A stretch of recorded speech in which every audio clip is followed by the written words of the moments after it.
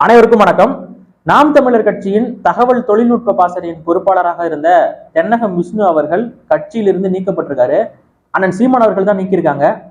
இந்த நீக்கத்திற்கான காரணம் என்ன? விஷ்ணு அவர்களுடைய தொடர்ச்சியான செயல்பாடுகள் ஏதாவது தவறா இருக்கா அப்படின்னு கேட்டீங்கன்னா அப்படிலாம் ஒண்ணுமே கிடையாது. நீக்கப்பட்டார் என்கிற செய்தியை கேட்டவுடன் எனக்கு மனசுல தோணுது என்ன அப்படின்னா, இலங்கை எம்பி அர்ச்சுனா அவர்கள் அவன் சொன்னா, தமிழ்நாட்டுக்கு மட்டும் நான் துப்பாக்கி எடுத்துட்டு வந்திருந்தேன்னா சீமானை சுற்றுப்பேன் அப்படின்னு அண்ணன் சீமான் அவர்களை பத்தி தரக்குறைவா பேசினான். அதுக்கு விஷ்ணு அவர்கள் அர்ஜுனாவுக்கு ஒரு மிரட்டலை கொடுத்து, நீ தமிழ்நாட்டுக்குள்ள முடிஞ்சா காலு வச்சு பாடுறா, காலு வச்சா உன்னை நான் வெட்டுவேன் அப்படின்னு சொன்னாரு. இது கட்சி கட்டுப்பாட்டை மீறினது தான். இது அண்ணன் சீமான் அவர்களை நீக்கினாலும் பரவாயில்ல அப்படின்னு சொல்லிட்டு தான் அந்த காணொலியில விஷ்ணு அவர்கள் பேசியிருப்பாரு. அந்த காணொலி யூடியூப் ஸ்ட்ரைக்கு, கம்யூனிட்டி கைட்லைன்ஸ்க்கு எதிராக இருந்ததுனால அந்த காணொலி யூடியூப்ல இருந்து நீக்கிட்டாங்க. அது நடந்து ரொம்ப நாள் ஆயிடுச்சு. ஒரு அதனாலதான் கட்சியை விட்டு நீக்கிருப்பாங்களா அப்படிங்கிறது ஒரு கேள்வியா இருந்தது. சரி, விஷ்ணுகிட்டே கேட்டுருவோம் அப்படின்ட்டு வாட்ஸ்அப்ல மெசேஜ் போட்டேன். நீங்க நீக்கப்பட்டதுக்கான காரணம் என்னவா இருக்கும் நீங்க நினைக்கிறீங்க அப்படின்னு கேட்டேன்.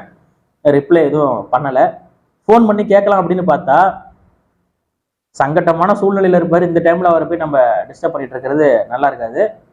அப்புறம் அவரே காணொலி போட்டு சில விளக்கங்கள்லாம் கொடுத்துருக்காரு. அதை நீங்க பாக்கறதுனா பாத்துக்கோங்க.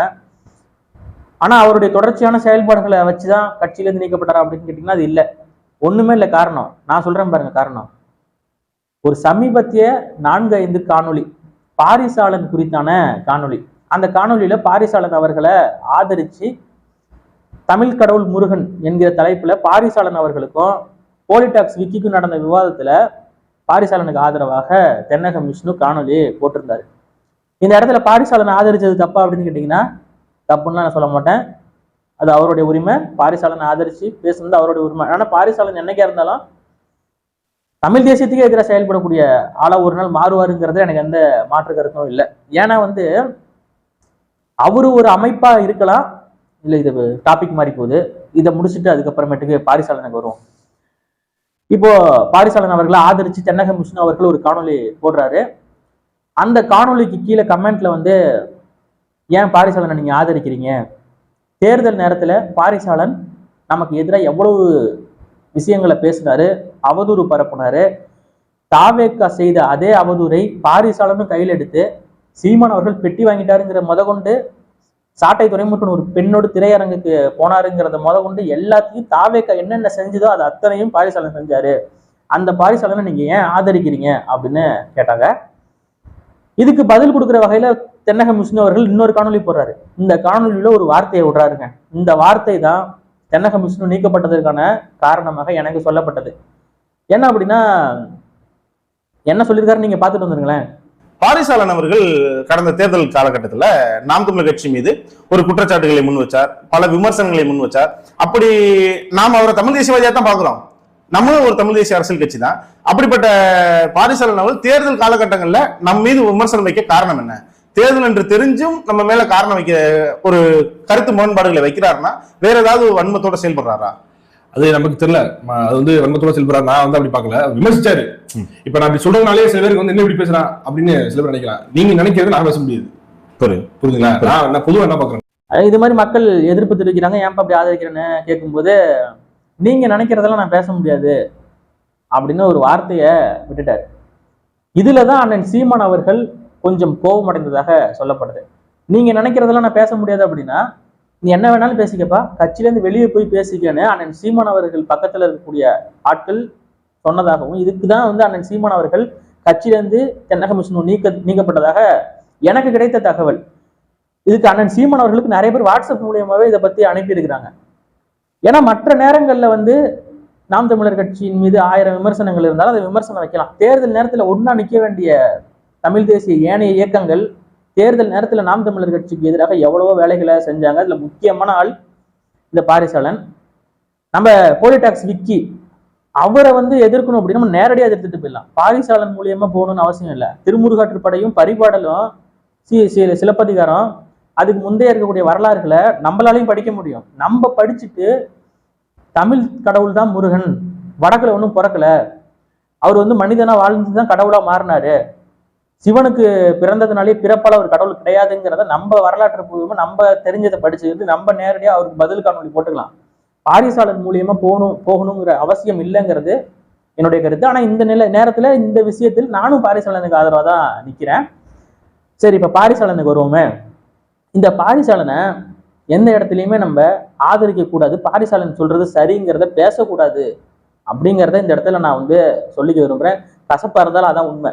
இன்னைக்கு பாரிசாலன் பேசுறது சரி சரி சரின்னு பேசிக்கிட்டு, முக்கியமா தென்னகம் விஷ்ணு இருக்காரு பாருங்க, அவரை மாதிரியான முக்கியமான ஆட்கள் பாரிசாலனை ஆதரிச்சு பேசுறதுங்கிறது, விஷ்ணுவே ஆதரிக்கிறாரு, நம்ம ஏன் ஆதரிக்க கூடாதுன்னு மற்றவங்களுக்கு எல்லாம் தோணாதா? இப்படி ஆதரிச்சுக்கிட்டு ஏற்கனவே திரைக்கவர்ச்சியில 4% போயிடுச்சு. இவங்க தேர்தல் அரசியல நிக்க மாட்டாங்க. ஆனா தேர்தல் அரசியல நிக்கிற நாம் தமிழர் கட்சிக்கும் ஆதரவு கொடுக்க மாட்டாங்க. அதற்கு மாறாக தமிழ் தேசியம்னு சொல்லிட்டு திராவிட கட்சிக்கு தேர்தல் நேரத்துல வேலை பார்ப்பாங்க, காசை வாங்கிக்கிட்டுங்கிறது தெரியும். இப்ப பாரிசாலனும் ஒரு தேர்தல் அரசியல நிக்கிறாரு அப்படின்னா நாம் தமிழர் கட்சி அவர் எதிர்க்கிறதுல எனக்கு எந்த ஆட்சேபனும் இல்லை. தேர்தல் அரசியல நிக்கல, அப்ப தமிழ் தேசியவாதி நீ. தமிழ் தேசியத்தின் ஒற்றை முகவரியாக இன்னைக்கு தேர்தல் களத்துல நிக்கிறது நாம் தமிழர் கட்சி தான். நீங்க சொல்லலாம் நாம் தமிழர் கட்சி தான் தமிழ் தேசியம், தமிழ் தேசியம் தான் நாம் தமிழ் கட்சி. அப்படிலாம் கிடையாது, தமிழ் தேசிய அமைப்புகள் நிறைய இருக்குன்னு சொல்லலாம். தேர்தலில் நிக்கிறீங்களா? இல்ல, நாம் தமிழர் கட்சி மட்டும்தானே தேர்தலில் நிக்குது.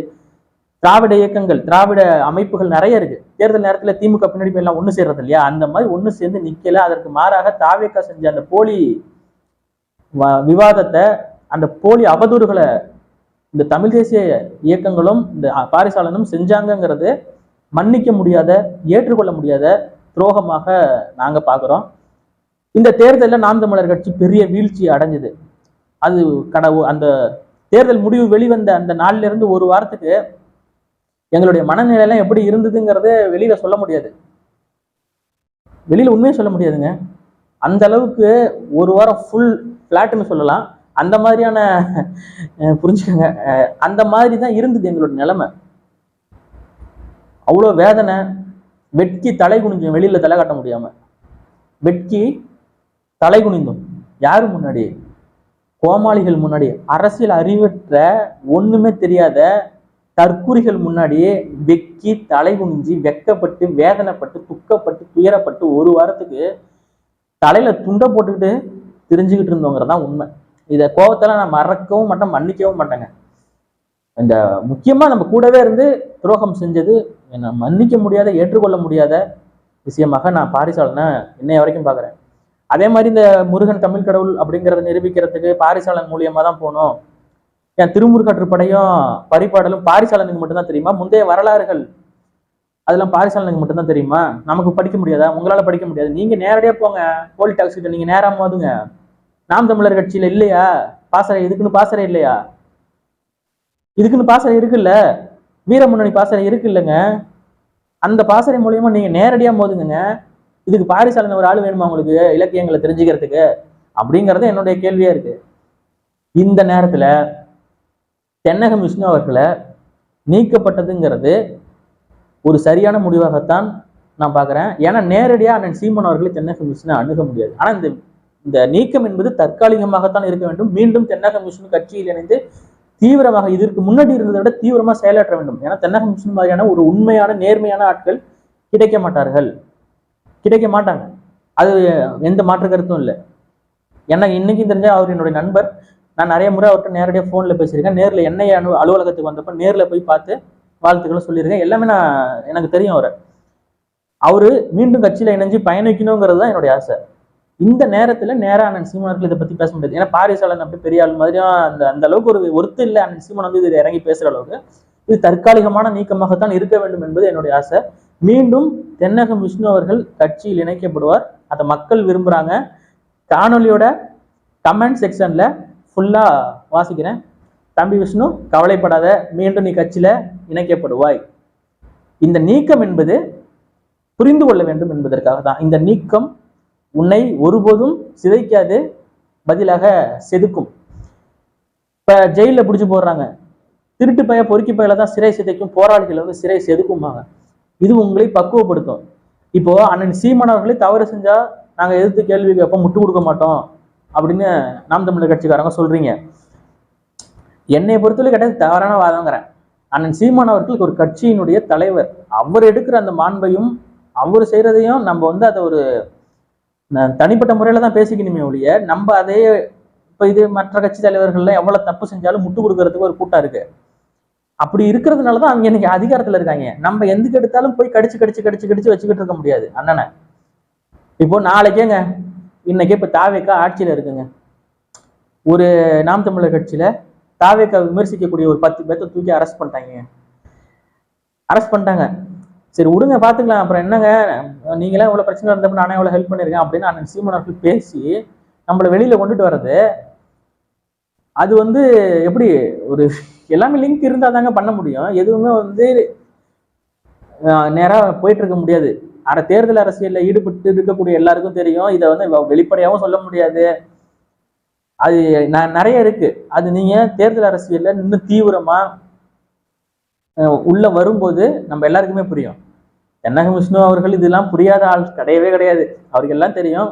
இருந்தாலும் இந்த நேரத்துல அவரு இந்த மாதிரி சில விஷயங்கள் தவிர்த்திருக்கலாம்.